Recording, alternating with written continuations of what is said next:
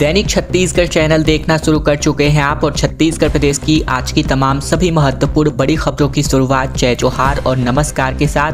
कृषक उन्नति योजना के अंतर्गत बीते दिन छत्तीसगढ़ के 24,72,000 किसानों के खाते में 13,320 करोड़ रुपए ट्रांसफर कर दिए गए, जहां अंतर की राशि 917 रुपए का भुगतान किया गया। छत्तीसगढ़ में कृषक उन्नति योजना अंतर्गत बीते दिन आदान सहायता राशि प्रदान कर दी गई, जिसमें 24,72,000 से अधिक किसानों के बैंक खातों में सीधे राशि ट्रांसफर कर दी गई। इस दौरान मुख्यमंत्री विष्णुदेव साय ने कहा कि मोदी की एक और गारंटी पूरी हो रही है। बालोद जिले के सरयू प्रसाद अग्रवाल स्टेडियम से हुए कार्यक्रम में विधानसभा अध्यक्ष डॉक्टर रमन सिंह, मध्य प्रदेश के मुख्यमंत्री मोहन यादव और केंद्रीय कृषि मंत्री अर्जुन मुंडा वर्चुअली रूप से सम्मिलित हुए। प्रदेश में 151 जगहों पर इसका वर्चुअली रूप से आयोजन किया गया। सीएम साय ने कहा कि आज शुभ दिन है। कृषक उन्नति योजना अंतर्गत किसान भाइयों के खाते में आदान सहायता राशि ट्रांसफर कर दी गई है। इसमें 24,72,000 से अधिक वे किसान हैं जिन्होंने इस साल धान बेचा था। इन्हें 13,289 करोड़ रुपए की अंतर राशि जारी की जा रही है। इसी तरह 2,829 धान बीज उत्पादक किसानों को भी बीज निगम के माध्यम से अंतर की राशि 31 करोड़ रुपए से भी अधिक का भुगतान किया गया।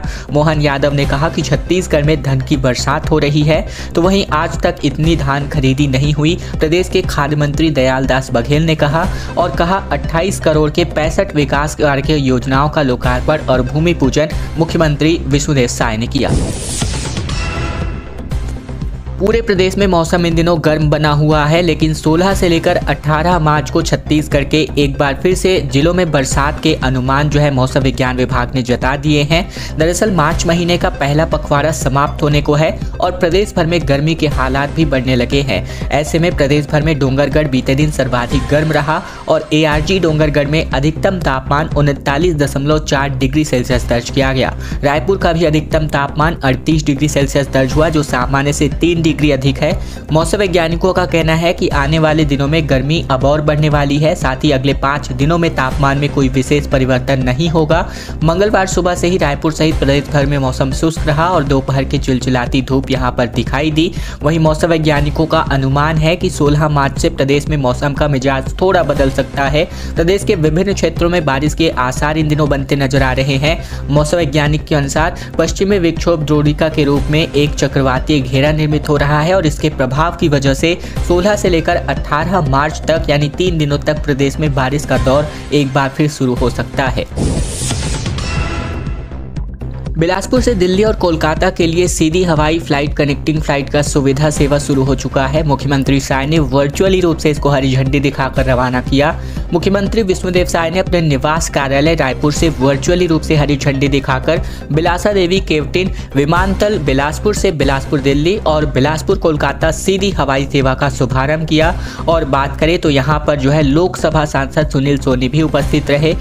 इसके अंतर्गत बात करें, मुख्यमंत्री विष्णुदेव साय ने इस अवसर पर कार्यक्रम को संबोधित करते हुए कहा कि हमारे प्रधानमंत्री जी का संकल्प है कि हवाई चप्पल पहनने वाले भी हवाई यात्रा कर सके। इस उद्देश्य से पूरे देश में हवाई सेवाओं का विस्तार किया जा रहा है। मुख्यमंत्री ने कहा कि आज न्यायधानी बिलासपुर वासियों की लंबे समय से चली आ रही एक बड़ी मांग पूरी हो रही है। बिलासपुर से कोलकाता और बिलासपुर से नई दिल्ली के लिए सीधी हवाई सेवा प्रारंभ हो रही है। मेरी और इसके लिए बिलासपुर वासियों को बहुत बहुत बधाई और शुभकामनाएं। छत्तीसगढ़ के 18 स्टेशनों पर अब लोकल प्रोडक्ट्स मिलने जा रहे हैं। प्रधानमंत्री मोदी ने 43 रेल परियोजनाओं का लोकार्पण और शिलान्यास किया, जहां बिलासपुर में रेल कोच रेस्टोरेंट भी शुरू होने जा रहे हैं। प्रधानमंत्री मोदी ने बीते दिन देश में 85,000 करोड़ के रेलवे प्रोजेक्ट्स का शिलान्यास और लोकार्पण किया।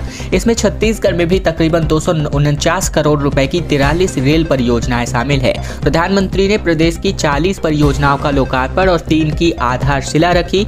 रायपुर रेलवे स्टेशन पर कार्यक्रम के दौरान राज्यपाल विश्वभूषण हरिचंदन, मुख्यमंत्री विष्णुदेव साय कार्यक्रम में मौजूद रहे। प्रधानमंत्री मोदी अहमदाबाद से वर्चुअली रूप से जुड़े और परियोजनाओं को लॉन्च किया।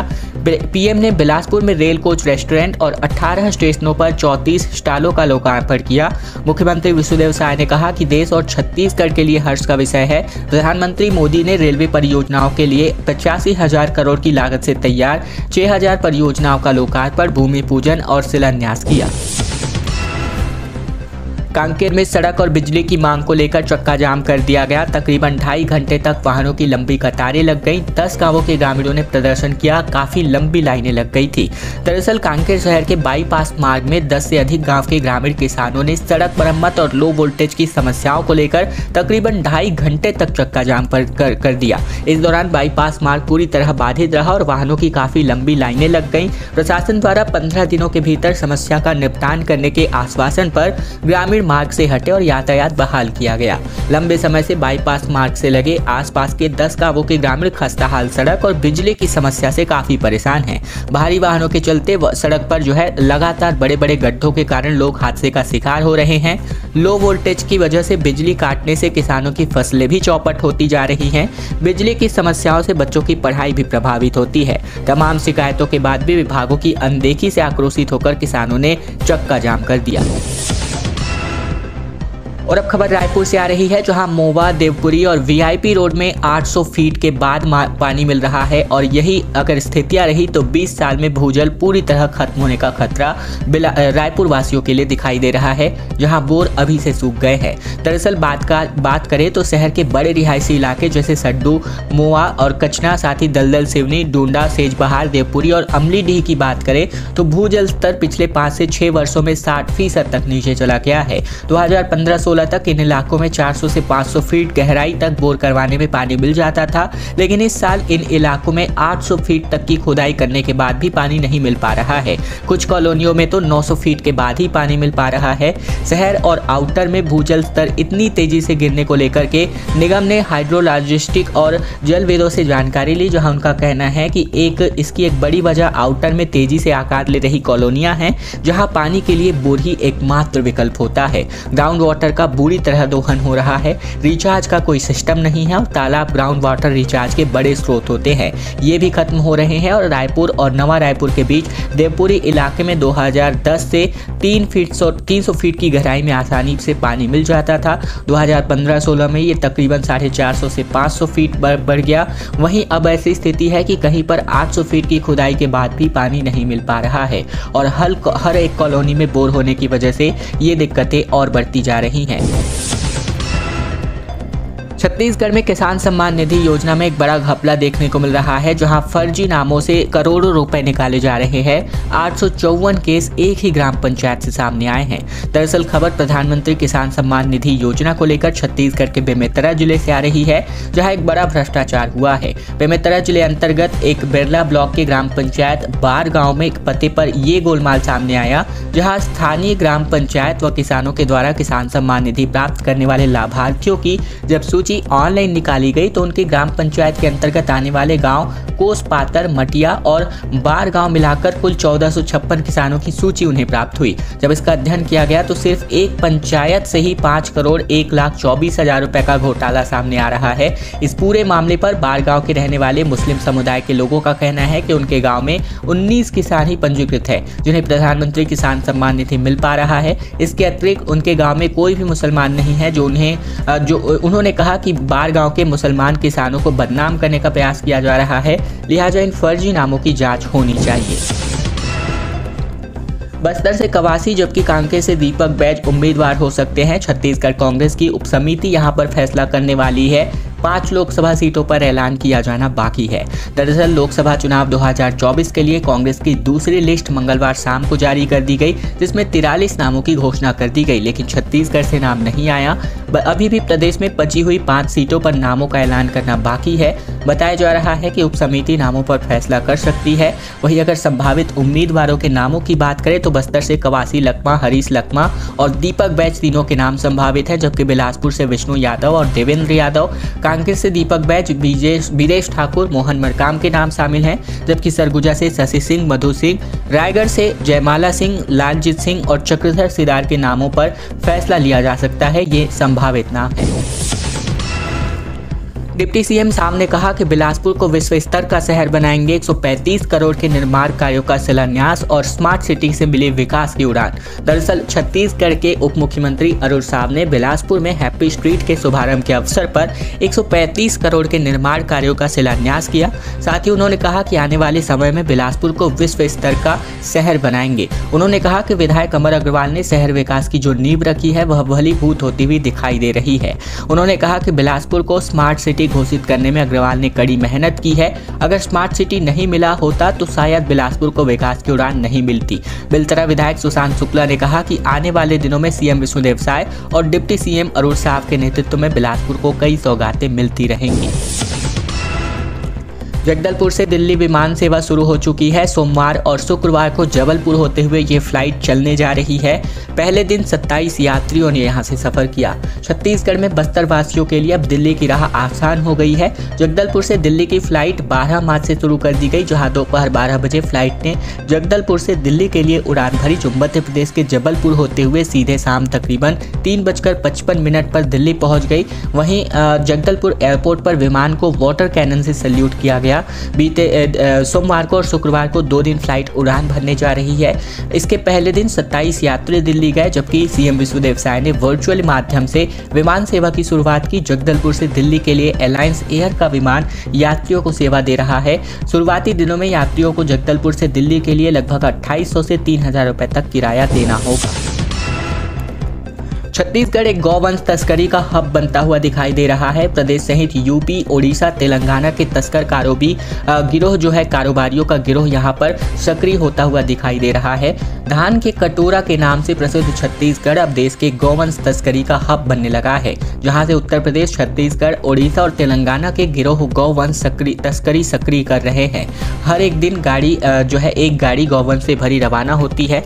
आंकड़ों की बात करें तो 5 साल में पशु तस्करी के तकरीबन 646 मामले दर्ज किए गए हैं। अकेले फरवरी माह में विधानसभा सत्र के दौरान 100 गौवंश से भरी बड़ी खेप रायपुर पुलिस ने पकड़ी थी, जहां इसके बाद इस मामले में आधा दर्जन कार्यवाही की गई।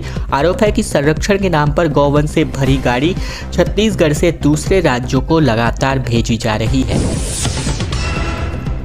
छत्तीसगढ़ी भाषा के शिक्षक के पद निकालने को लेकर एमए जो छत्तीसगढ़ी डिग्री के छात्र हैं, इन्होंने मांग की है। 10 सालों से बेरोजगार युवा घूम रहे हैं। स्कूल शिक्षा विभाग में छत्तीसगढ़ी भाषा में शिक्षकों के लिए अलग से पद निकालने की मांग की जा रही है। इसे लेकर छत्तीसगढ़ी भाषा छात्र विकास समिति और एमए छत्तीसगढ़ी छात्र संगठन ने प्रेस कॉन्फ्रेंस आयोजित किया, जहां विकास समिति के अध्यक्ष ऋतुराज साहू ने बताया कि पंडित रविशंकर शुक्ल विश्वविद्यालय से पिछले 10 सालों में एमए छत्तीसगढ़ी का कोर्स संचालित हो रहा है और अब 1000 से ज्यादा छात्रों ने डिग्री ले ली है, लेकिन अब वह आज भी बेरोजगार घूम रहे हैं। एक अच्छी खबर है छत्तीसगढ़ के बेरोजगार युवाओं के लिए, हालांकि उतनी भी बड़ी नहीं। जहां छत्तीसगढ़ के नवा रायपुर में आईटी हब की शुरुआत होने जा रही है। 2200 युवाओं को रोजगार मिलने की उम्मीद अब दिखाई दे रही है। हालांकि रोजगार के क्षेत्र में अभी तक कोई भी खास काम मोदी की गारंटी के अंतर्गत होता नहीं दिखता है। मुख्यमंत्री विष्णुदेव साय और आवास एवं पर्यावरण मंत्री ओपी चौधरी ने 2 आईटी कंपनियों Messrs software business services private limited Hyderabad और Messrs radical minds technologies private limited को नवा रायपुर के सेंट्रल बिजनेस डिस्ट्रिक्ट में 90,000 वर्ग फीट बिल्टअप एरिया का आवंटन आदेश सौंप दिया है। ये कंपनियां आईटी इकाइयों की स्थापना तथा संचालन करने जा रही है। मुख्यमंत्री साय ने कहा कि 2 कंपनियों का बिल्टअप एरिया देने से 2200 कुशल रोजगार का सृजन हो सकता है। अभी अन्य कंपनियों से भी चर्चाएं चल रही है और तकरीबन 1,60,000 वर्ग फीट में इकाइयों के संचालन के लिए आवेदन अपेक्षित है। वहीं अगर बात करें तो उचित आवासीय सुविधाएं उपलब्ध कराने छत्तीसगढ़ गृह निर्माण मंडल से नवा रायपुर विकास प्राधिकरण समन्वय कर रहा है। सीएए लागू होने पर पूर्व सीएम डॉक्टर रमन सिंह ने प्रधानमंत्री मोदी और गृह मंत्री शाह को बधाई दी और कहा कि ये नागरिकता देने का कानून है, छीनने का नहीं। लोकसभा चुनावों में कुछ भी वक्त बचा है और ऐसे में चुनाव आयोग इसकी पूरी तैयारी कर चुका है। इस बीच देश में नागरिक संशोधन अधिनियम यानी सीएए लागू हो गया है। इसके लिए केंद्रीय गृह मंत्रालय द्वारा अधिसूचित कर दी गई है। देश में सीएए लागू होने की अधिसूचना जारी होने के बाद पूर्व सीएम और विधानसभा स्पीकर डॉक्टर रमन सिंह ने प्रधानमंत्री नरेंद्र मोदी और केंद्रीय गृह मंत्री अमित शाह को बधाई और शुभकामनाएं। छत्तीसगढ़ विधानसभा स्पीकर डॉक्टर रमन सिंह ने CAA की जानकारी देते हुए कहा कि यह किसी की नागरिकता समाप्त करने का कानून नहीं है, बल्कि ये नागरिकता देने का कानून है। बता दें कि नागरिकता संशोधन अधिनियम यानी CAA के अंतर्गत 31 दिसंबर 2014 से पहले भारत आए पाकिस्तान, बांग्लादेश और अफगानिस्तान से बिना दस्तावेज वाले गैर मुस्लिम प्रवासियों को नागरिकता दी जा सकेगी। CAA नियम जारी होने के साथ ही मोदी सरकार अब 3 देशों के पीड़ित गैर मुस्लिम प्रवासियों हिंदू, सिख, जैन, बौद्ध और पारसी और साथ ही ईसाई भारत की नागरिकता दे सकती है।